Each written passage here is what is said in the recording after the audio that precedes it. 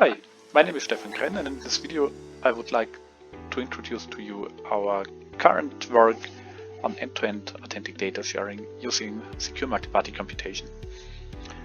Before I start, let me briefly introduce to you what secure multi-party computation is. MPC solves the following problem. We have a user who wishes to share parts of his data with a relying party, with a data receiver, for instance his university. But the user wants to make sure that the receiver only learns specific aspects about his data and not the data in plain.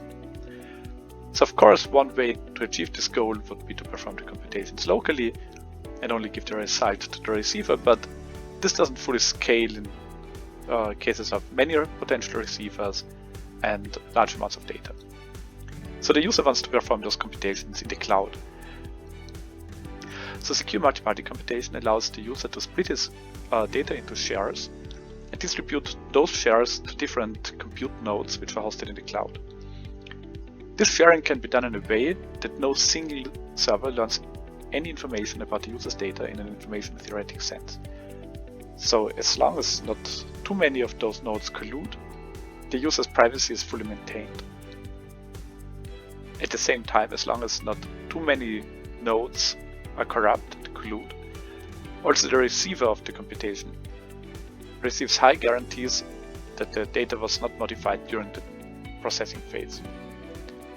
However, of course, the receiver still needs to trust the user that the original data was authentic. And this is exactly what we want to address with our demonstrator. So in our scenario, the user possesses some small device like a wearable, which is equipped with a signing key, for instance, generated by the manufacturer of the device. And now the user not only splits his data to shares, but also attaches signatures on this data. The compute nodes now don't only perform the function to be evaluated for the receiver, but they also compute what we call a zero-knowledge proof of knowledge to ensure to the data receiver that all computations were done correctly and that they started from a valid and authentic and signed input. So with this construction, the receiver no longer needs to rely on the honest behavior of the compute nodes in order to get formal guarantees that all computations were done correctly. I would next like to show you briefly how this could look like in an application. Let's consider the toy example where the university grants all students that achieve certain fitness goals some specific discounts on the university campus. So what you see now is Bob's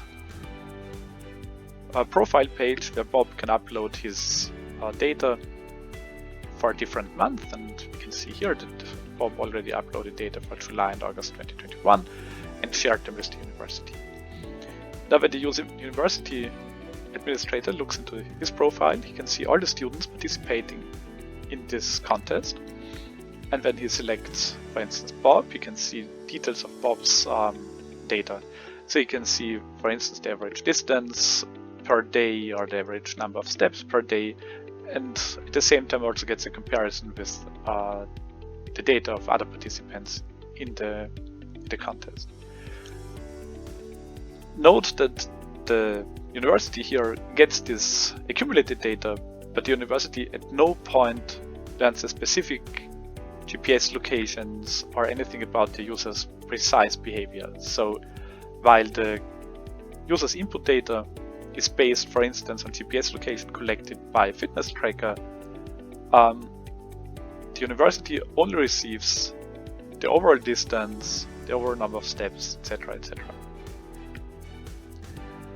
This demonstrator is currently still under development, so at the moment we have not yet integrated the authenticity aspect. That's still ongoing, but stay tuned for updates. Thanks for your attention.